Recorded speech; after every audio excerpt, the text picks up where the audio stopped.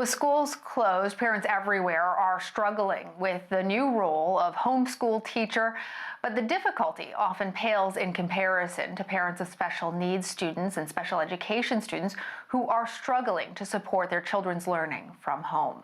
USA Today reports that special education students are receiving a patchwork of inconsistent exercises, interventions, and academic work from their schools. Hannan Adely is the reporter of that article, and she joins me now. Hannan, thank you for being with us. You're welcome.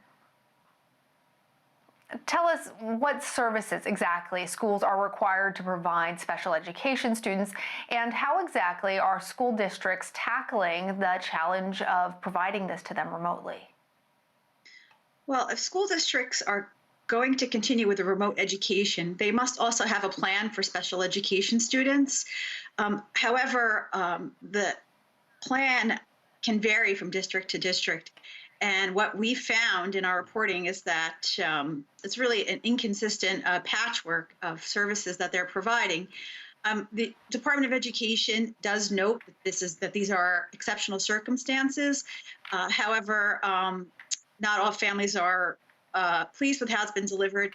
We do see some districts that are doing online therapy services, others that are giving written exercises, including literally physical exercises that students should be doing for their own therapy.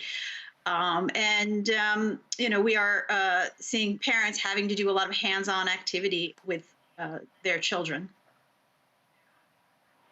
And Hannan, there are roughly 7 million special education students in the country, so this isn't a small problem. How does the change in routine, as well as not being in a classroom setting, really impact special needs students and special education students in particular? Well, for special needs students, particularly those with autism, change in routine, an abrupt change in routine, like we've seen across the country, can be extremely unsettling. It can cause anxiety. It can create confusion. I had parents tell me that they had children who were getting up in the morning, putting on their shoes, getting their backpacks, and getting ready for school, and they had to explain to them again that no, we still can't return. It is unsettling for a lot of these students. For my kids, we actually still have their backpacks packed, and they pack them every night, and they take them to homeschool. So there is something to be said about routines, but obviously, children everywhere are struggling with this. And is there more that you can tell us? You mentioned this in the article about additional costs and problems that parents are having to take on as they're trying to help their special education students. Yes, we're talking about a population that for some of these students, they had multiple services each week. They may have had physical therapy, speech therapy, occupational therapy. Some of them had one-on-one aides during the classroom. So this is a radical change for a lot of families. And for some, the services they're getting haven't been adequate, and they're afraid. They're afraid their children will fall behind. They're afraid that they will lose any academic or physical progress that they've made. One family I interviewed, they have struggled with the district to get online services that they see some of their neighbors or their friends getting in other districts. And as a result, they've been paying $200 a week for private online therapy services. And, and they're just really afraid that their son, who has a cerebral palsy and needs to have therapy a few times a week, that he'll lose out on any progress he's made. And so we do see that families and schools are struggling to deliver for these students whose needs vary a lot. And it's also a struggle for schools who are trying to find a way to deliver comparable or adequate services for these students who really need it.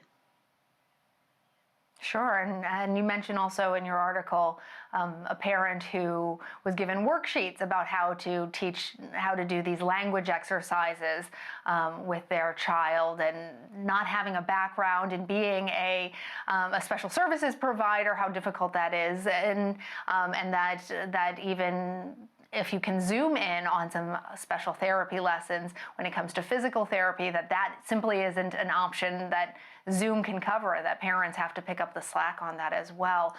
You've spoken with experts, Hannan. What advice do they have for the parents of special needs students?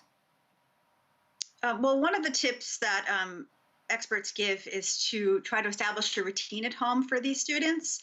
So whether that means creating a schedule, when they have breakfast, when they get dressed, when they do their work, creating routine and structure is really important.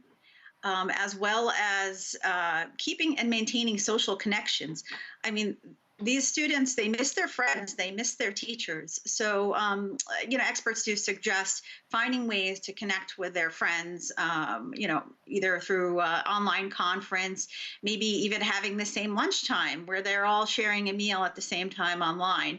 And some of these, and it takes time to establish a routine, but a lot of families are trying, and they are, and families have to be very involved in these home situations, and with guidance from teachers and therapists and counselors, they're doing their best to try to recreate or to create some kind of educational environment where these students are thriving, learning, and they feel comfortable at home.